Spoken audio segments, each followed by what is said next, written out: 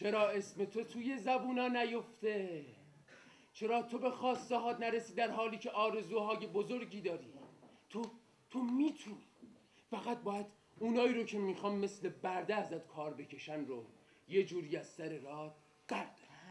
اون میخواد با کشتی کاپیتان به مقصد خودش برسه، اما بدون کاپیتان، حتی بدون ما. اون میخواد اسمشو توی تاریخ ثبت کنه. یعنی تو میگی ما توی این سفر به هند نمیرسیم و سرزمین تازه‌ای کشف میکنیم؟ درسته پدر، درسته. خب فرزندم، ببین فعلا از این حرفا اجازه بده، فعلا از این چیزهایی که میگی به هیچ کس حرفی نزن، حتی خود کاپیتان. من خودم سر فرصت مناسب یک تصمیم منطقی و خداپسندانه ای رو میگیرم. یه شام آخر خوبه؟ آفرین، درسته. اونا به غذاهای تو علاقه دارن. وقتی در حال خوردن هستن مرگ و زندگیشون دست توه. این همون چیزیه که میتونه هر دوی ما رو خوشبخت کنه. بهت قول میدم بهترین ایالات رو به تو بدم: کالیفرنیا، لس آنجلس، مکزیکو سیتی. پدرم همیشه میگفت آشپزا اگه بخوان میتونن کثیف‌ترین موجودات روی زمین باشن. پدرت درست میگفت. ما باید جشن بگیریم، جشن مفصل شام آخر.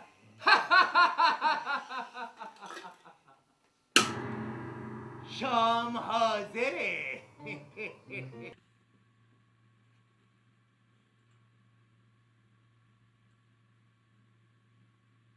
پدر جان مطالب سبزی بفرمایید بفرمایید. حوزه پتروس پدر بفرمایید بفرمایید.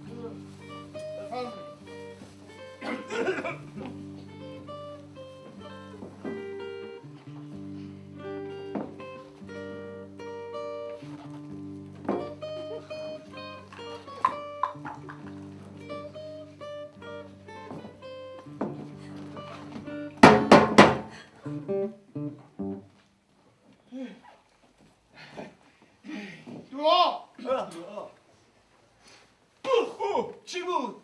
یک حشره موذی، یک موجود خطرناک که زهر بسیار مهلکی داره. من اون حشره رو میشناسم، عکسش تو کتاب حشرات موذی دیدم. درسته، من هم میدونم که بومی ها از زهر این حشره واسه سهم کردن نوچه نمساهاشون استفاده میکنن. چه انسانهای بیشماری که به واسطه این از بین رفته. به کدوم واسطه پدر؟ زهر. بله زهر. درسته، همین زهر. خواهش میکنم آقایون اینقدر اسم این کلمه رو نیارید. راست من حساسیت دارم. اصلا ما چرا داریم در مورد زهر صحبت میکنیم؟ اوه بله کاپیتان میدونین من توی یک کتابی خوندم که اگه آدم درباره زهر اوه سرم ترکید. از میخوام پدر شرمنده ببخشید. امشب سرآشپز براتون سورپریز داره. برای هر کس غذای مورد علاقه شو تفت کردم. کاپیتان امشب کاپیتان پپرونی با فلفل اضافه. درسته پدر؟ سبک باشه. کله پاچه گوسفندی با زبان اضافه زبان گاو. درسته امریکا. استیک گوشت با خون اضافه. درسته پتروس. خرچنگ دریایی. غلطه شیر برنج. میبینید پدر؟ باز هم مثل همیشه. خوزه اصلا کارت درست نبود. یادت باشه فردا پیش خودم بیای و به این گناهت اعتراف کنی. مروارید داری؟ بله حتما بیا. تو هم سوزه نکش. خوزه میدونستی خیلی احمقی؟ امریکا هم فهمید. تو دیگه پشت نده وگرنه لط میدم ها. اوه دوستان بهتر غذامون رو بخوریم. یه جزیره میبینم بومی ها.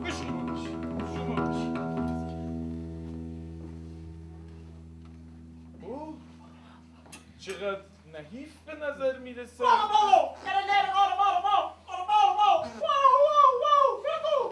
امریکا یا به چی میگن؟ تو کشتی بومیا بیا شما همیشه هست؟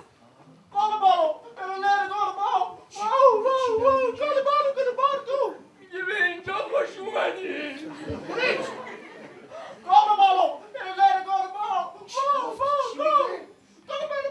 میگه سفر خوشی براتون آرزو میکنی؟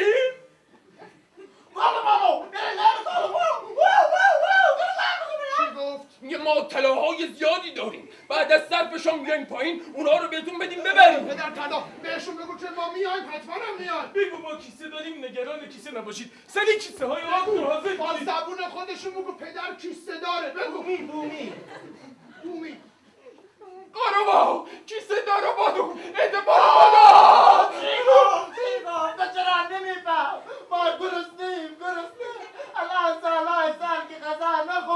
با مصیبتا شما گرسنه هستی، اینا گرسنه هستن. ما باید غذاهای خودمون رو به اونا بدیم. نه تو با این عمل خداپسندانه مخالفی امریگو؟ رو حرف پدر بس غذاهامون رو میدیم. هم جز غذای ما چی بره مال شما تقدیم با عشق. چقدر انسان دوستانه و خداپسندانه. پدر چقدر زیباست. پدر مطلبی رو میخواستم بگم. سالهای سال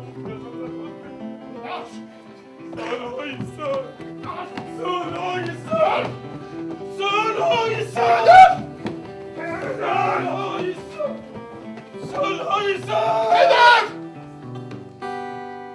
میخواستم مطلبی رو بگم. بگو. سفر ما علاوه بر جنبه‌های بارز علمیش دارای جنبه‌های خاص معنوی بود و معنویات ما به شدت افزایش پیدا کرد. با ما باشی این چیزا هم هست.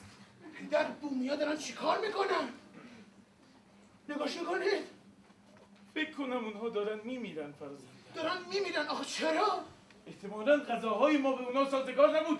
کله پاچه سنگین لامصب. پدر اونا گشنشون هم بود.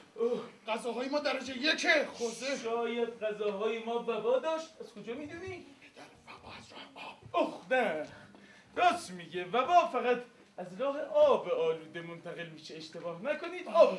پدر گفتید آب، سراسر وجودم رو تشنگی گرفت. من هم تشنم شد. پس با هم آب بنوشیم. آب بنوشیم. پاز پانزا من و پدر تشنمونه. آب بیار. ولی ما تو کشتی آب نداریم. ما تو کشتی آب نداریم. نه. چرا؟ خب من همه بشکه های آب رو به بومیا دادم. مردا که نادن، اونا خودشون آب داشتن. پدر گفت. پدر بیخ. چی؟ پدر هرچی که از بیخ میگن درسته. نگران نباشید آب رو تهیه میکنیم. نگران نباشی. نیسته. من این پشت چند تا بشکه بزرگ شراب دارم. چرا راست میگه منم اونا رو دیدمش. شراب. نه پدر. شراب. نوشیدنی الکلی ها. خاکش بر سرتون دست.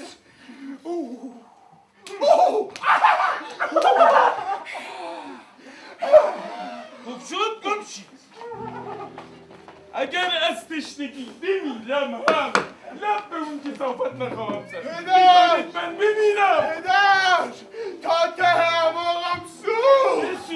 بسوز که این همه سوختن سزای تو. خوزه. اول من جان کاپیتان به سلامتی پدر. خدا با ما. به سلامتی مادر. خدا با ما. بعدی به سلامتی جدی آمده خال مادر. خدا با ما. پدر چه بخوری چه نخوری خدا با ماست. پدر نمیخواین بخورین. خوبه ها بس رفع تشنگی همچی مناسبه. بخور پدر. بخور.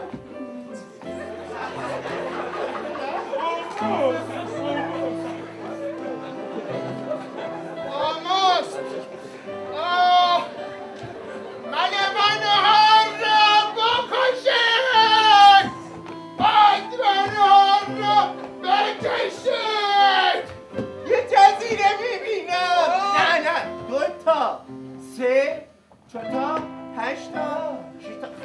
علاقه.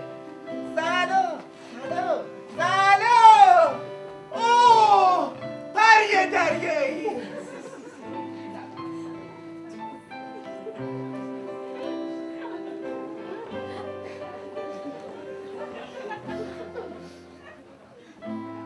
خورتوس کشتی حرکت میکنه یا دریا؟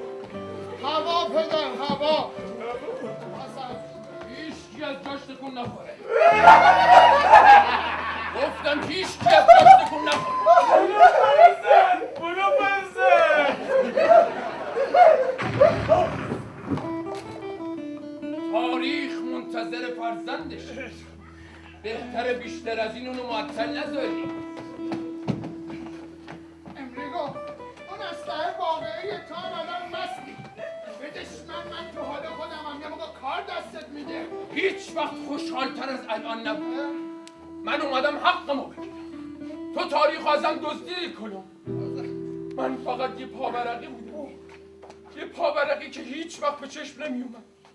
اما از حالا به بعد تاریخ طور دیگه ای پیش بره. من اصلا متوجه حرفای تو نمیشم. من همه چیز رو فهمیده بودم. من تو کتابا خونده بودم. من خواستم به شما بگم ولی شما گوش نکردی. آره تو میدونستی بچه شد، ولی بهت گفته بودم که چیزی با کتاب خوندن تو عوض نمیشه. دنیا داره راه خودشون.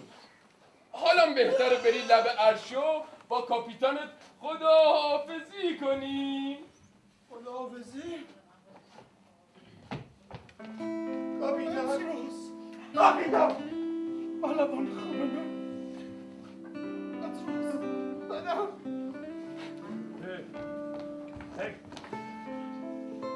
من همه چیز رو میدونستم.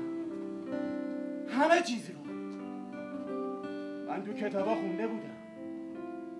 من خواستم به شما بگم ولی شما گوش نکردی. من یه ملوان وظیفه شناس بودم و هستم. باور کنی پس اگه قرار کاپیتان نباشه منم نمیخوام باشم.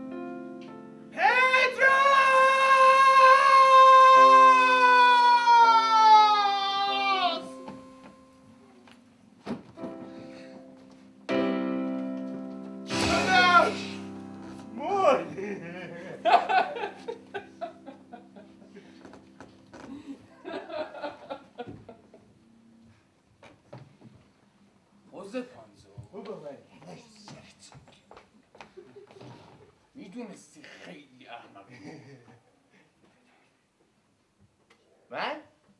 من تو با هم چرا؟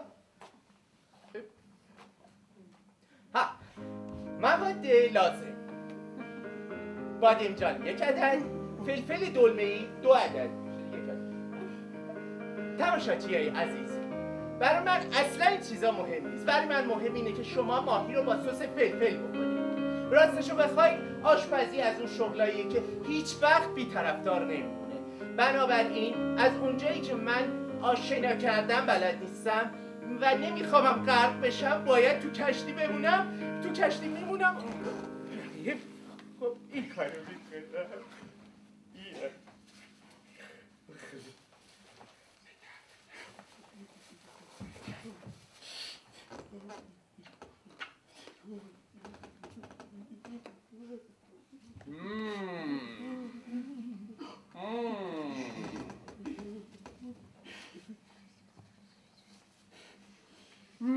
باب هشتم. جناب کشی. بند نهم. بند نهم. باب پنجم. باب پنجم اینه که شما هرگز کلیسا رو دوباره نخواهید دید. اونا هیچ وقت توضیح شما رو نمیشنون.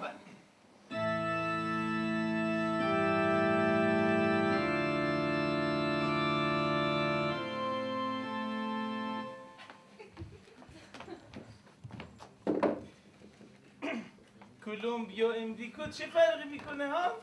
چه فرقی میکنه؟ مهم اینه که الان قدرت دست امریکوه. کلمب تنها یک مجسمه خواهد بود، یک مجسمه زیبا و با شکوه که از سنگ تراشیدن. این مجسمه هیچ کس خوشبخت بگید نمیکنه. دنیا داره روز به روز کوچیک و کوچیکتر میشه و امریگو بزرگ و بزرگتر. و من دوست دارم با واقعیت ها زندگی.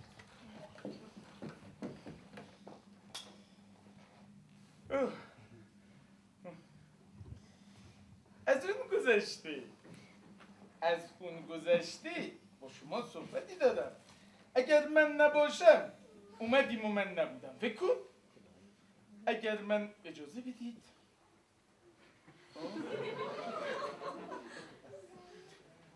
اگر من نباشم کی میخواد برای شما داستان گوسفند و گرگ ناقلا رو تعریف کنه؟ کی؟ همون داستانی که میگه همون داستانی که میگه گوسفند رو به گرگ کرد و گفت تو میخوای منو بخوری؟ واقعا میخوای منو بخوری؟ خجالت نمیکشی؟ تربیت. گرگ رو به گوسفند کرد و گفت کی گفته که من میخوام تو رو بخورم ها؟ کی به تو این حرف زده؟ اونو به من نشون بده. بلکه من میخوام تو رو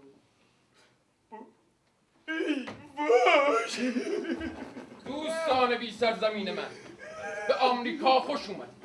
مفتخرم نام خودم را بر این سرزمین بگذارم تا هرگز نام امریگو را فراموش نکنید. شما می توانید این سرزمین را بین خود تقسیم کنید و هرگز نگران کمبود زمین نباشید، چرا که با قدرت خود بر دنیا حکومت خواهید کرد.